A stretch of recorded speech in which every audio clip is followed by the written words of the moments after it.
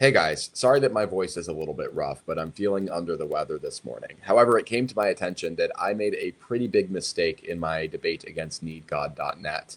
I misused a quote from a Greek scholar, Daniel B. Wallace. And Daniel B. Wallace actually reached out to notify me of this mistake that I made and asked for a public apology. Now, I would have made a public apology without him asking for it, but I'm glad that he called me out so that everybody can see this mistake as clearly as it was made.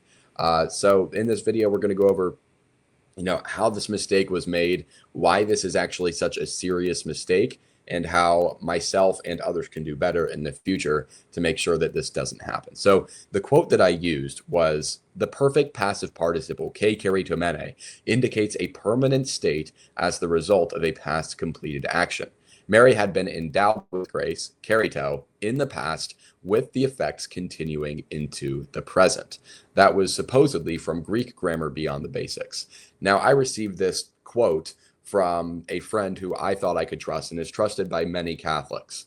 I received this quote, and it's not like I just took it and ran with it and said, you know what, this is perfect. I actually did pull up Greek Grammar Beyond the Basics. This is chapter 16, the perfect and pluperfect tenses, where Greek scholar Daniel B. Wallace does say the perfect and pluperfect tenses both speak of an event accomplished in the past in the indicative mood with results existing afterwards. The perfect speaks of a result existing in the present. The pluperfect speaks of results existing in the past.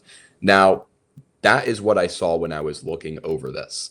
My buddy, he read out this quote. I didn't see it on the screen. He just read it out to me, and I said, "Okay, let me go check Greek Grammar Beyond the Basics." So I went to this, and then I read this after we had talked a little bit, and in my mind it was like, yes, this is what was just read to me, because I wasn't focused enough. I made a very big mistake, and I should have looked into this way more than I actually did. But regardless, the quote was then included in my presentation as a huge misrepresentation of what Greek scholar Daniel B. Wallace actually said. Now, it might have been better if I had excluded the parts about Mary's grace and just talked about how the perfect passive participle ke keritomene indicates an action that was completed in the past with effects continuing into the present. If I had said that, it would have been fine, because that is what Daniel B. Wallace said. Maybe I would have added some ellipses in there to show that it was not a direct quote, but that would have summed up what he was saying. The main problem is this word permanent and state. That was simply not within the quote. He also didn't talk about grace in the section that I found in Greek Grammar Beyond the Basics. So yeah, the perfect and pluperfect tenses, as I said in my debate, they do speak of an event accomplished in the past with the results existing afterwards. However, is not permanent. That's not what the Greek grammar actually says there. So Daniel, if you're watching this, I again, I am so sorry for misrepresenting you. That was never my intention. It was an honest mistake, and it's not like I didn't do any of my own research.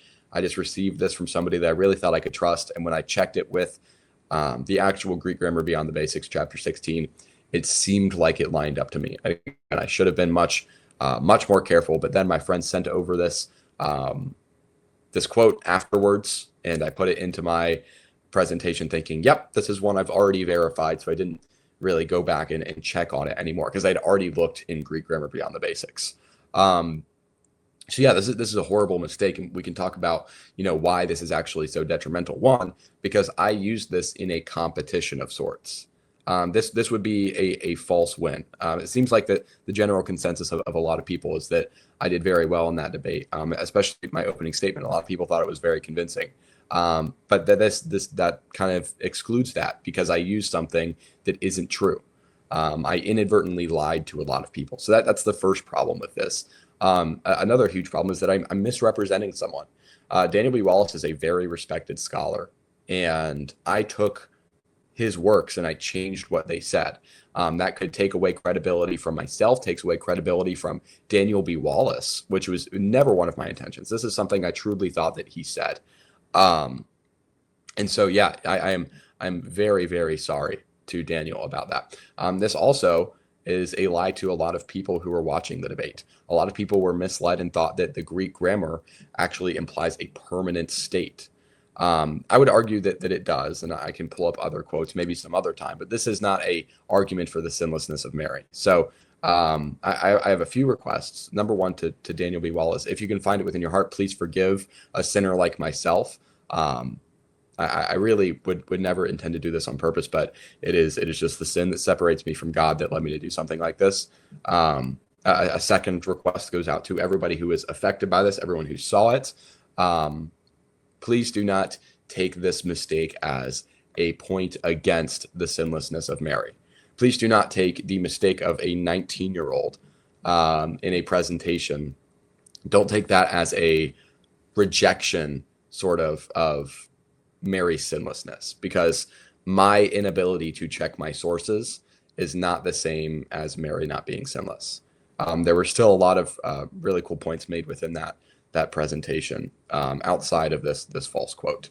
So again, very sorry to everyone who was affected by this. How can we do better in the future? How can I make sure that things like this never happen again?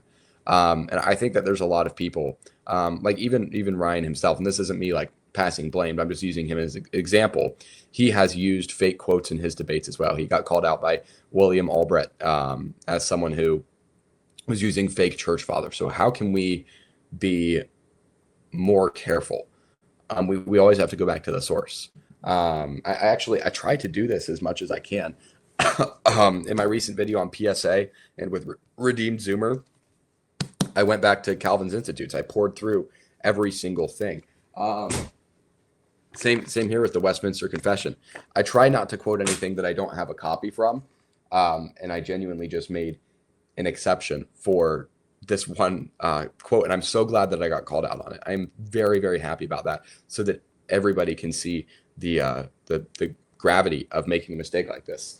I also like the Summa Contra Gentiles. I quote from that often. I have a copy. I go back through the pages. I make sure that what I'm saying is in there.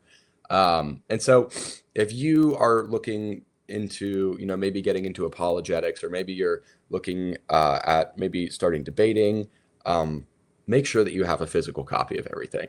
I try my best to do that. I try my best to have the actual books that I'm quoting from, but I received this quote from somebody that I thought I could trust, and it turns out that I was wrong. And so I'm going to definitely have a conversation with them about the effects of that. But I take all of the blame for not doing my due diligence, for not doing real research on this topic. So I think as a way to just sort of conclude this is, I am sorry.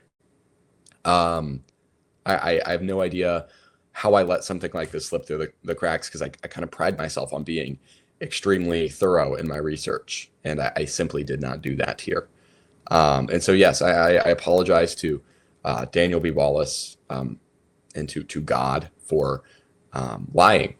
And again, I hope that you guys can recognize that it was an honest mistake, but I did end up lying multiple times. I gave this presentation to multiple people, and I said that this is something that Daniel said when he truly did not say this.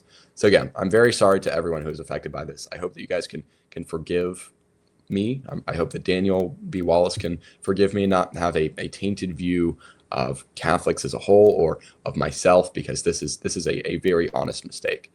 So please, everybody, know that I'm sorry. I don't deserve your forgiveness, but I do request it. Hopefully, moving on, I promise to use real quotes and to be more thorough in my research and making sure that they are real. Usually I just get them straight from the text, so this isn't a problem. But if I receive a quote from a friend, I'm going to make sure that it's actually in the text. I apologize to every single person that was affected by this. I'm so sorry. God bless.